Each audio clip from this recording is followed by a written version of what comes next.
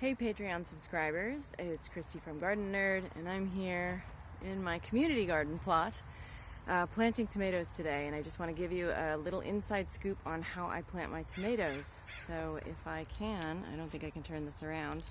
That's how this works. So here's what I've got. Okay, so here is my plot. It's got the cage on it already. That's what this is.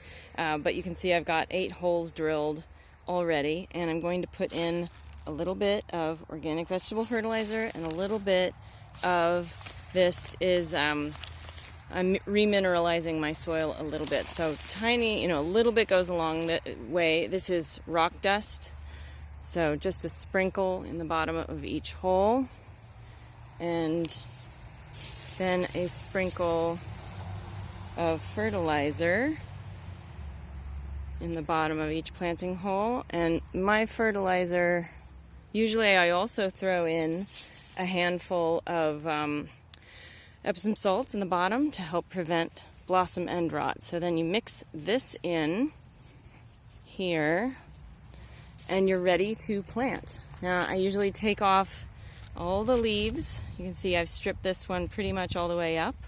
There's a couple little guys left on here. I'm going to take these off, maybe even this one, and I'm going to take this out of the pot and bury the root as deeply as I can in that planting hole. I'm also going to break up the root ball when I take this out of the pot, because this has been sitting here for a while. So you want to massage the roots apart before putting this in, and I have to get it through into the cage. There you go. And then you're going to backfill gently like this. And I don't squish the soil down. I let watering do that for me. And then you're ready to go.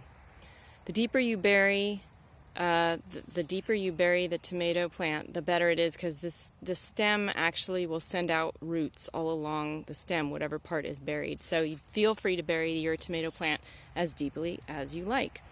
That's my tip for planting tomatoes. Happy gardening.